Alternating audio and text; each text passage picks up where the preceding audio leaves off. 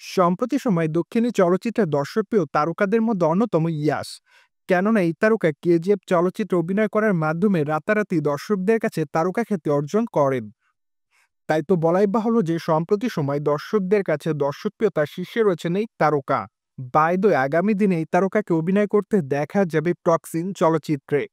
চলচ্চিত্রটিতে অবশ্য তার বিপরীতে অ্যাট দ্য ফার্স্ট টাইম অভিনয় করতে দেখা যাবে বলিউডের তারকা কিয়ারা আদবানিকে। তাই তো বলাই বাহুল্য যে আপাতত তাদের ভক্ত অনুরাগীরা তাদের এই চলচ্চিত্রটি দেখার জন্য অপেক্ষাতে। যদিও বর্তমানে চলচ্চিত্রের শুটিংয়ের কাজ নিয়মিত করা হচ্ছে বলে জানা যায়। তাছাড়া চলচ্চিত্রটি অবশ্যই এপ্রিল মাসে মুক্তি পাওয়ার কথা ছিল, কিন্তু মাঝে অবশ্য চলচ্চিত্রের শুটিংয়ে জটিলতা তৈরি হয়, যার জন্য অবশ্য মাঝে প্রায় অনেকটা দিন চলচ্চিত্রের শুটিংয়ের কাজ বন্ধ ছিল। তাই তো বলাই বাহুল্য যে চলচ্চিত্রটি এপ্রিল মাসে মুক্তি পাচ্ছে না, কেননা চলচ্চিত্র নির্মাতারা এখনও সম্পূর্ণ চলচ্চিত্রের শুটিংয়ের কাজ সেভাবে শেষ করতে পারেনি। যার প্রেক্ষাপটে আপাতত ধারণা করা যায় যে টক্সিন চলচ্চিত্রটি নভেম্বর কিংবা ডিসেম্বর মাসে চলচ্চিত্র নির্মাতারা মুক্তি দিবে। মূলত আপাতত সে অনুযায়ী চলচ্চিত্রের শুটিংয়ের কাজ চালিয়ে নিচ্ছে তারা।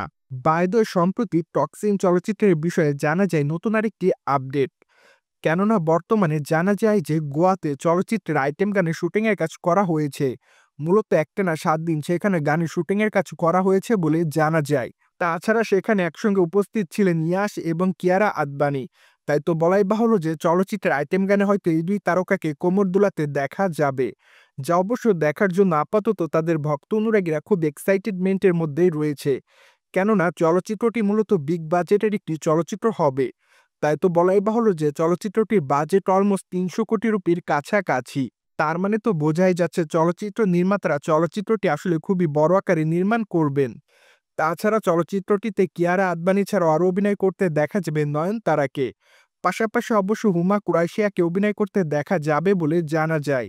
তাই তো বলাই বাহুল্য যে চলচ্চিত্রটিতে এবার নামিদামি তারকাদের উপস্থিত দেখা যাবে। যদিও চলচ্চিত্রের পর্দায় নয়নতারাকে দেখা যাবে ইয়াশের বোনের চরিত্রে, ফলে ধারণা করা যাচ্ছে এখানে নয়নতারার চরিত্রটি খুবই শক্তিশালী হতে যাচ্ছে। যাই হোক, এখন শুধুমাত্র অপেক্ষার পালা, কেননা চলচ্চিত্রের ট্রেলারটি মুক্তির পরই ধারণা করা যাবে চলচ্চিত্রের গল্পটি আসলে কেমন হবে। যদিও চলচ্চিত্র নির্মাতারা এখনও চলচ্চিত্রের গল্পটি আসলে কেমন হবে সে বিষয়ে তেমন কোনো মতামত দেয়নি। তাই তো এখনই বলা যাচ্ছে না চলচ্চিত্র গল্পটি আসলে কেমন হবে। কিন্তু এক ঘনিষ্ঠ সূত্রের মাধ্যমে জানা যায় চলচ্চিত্রের গল্পটি মূলত গ্যাংস্টার ঘরানার হবে। সেখানে অবশ্যই ইয়াশের লুকের অনেকটা পরিবর্তন দেখা যাবে বলে জানা যায়। তা অবশ্য এরই মধ্যে দেখেছেন আপনারা। কেননা সম্প্রতি ইয়াশের জন্মদিন উপলক্ষে চলচ্চিত্রের এক ঝলক প্রকাশ করেছে নির্মাতারা।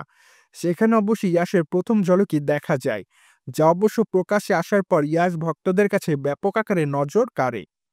তাই তো ধারণা করা যাচ্ছে টক্সিন চলচ্চিত্রের মাধ্যমে হয়তো আবারও চলচ্চিত্র ইন্ডাস্ট্রিতে ব্যাপক আকারে রাজত্ব করবে কন্নড় চলচ্চিত্রের তারকা ইয়াশ।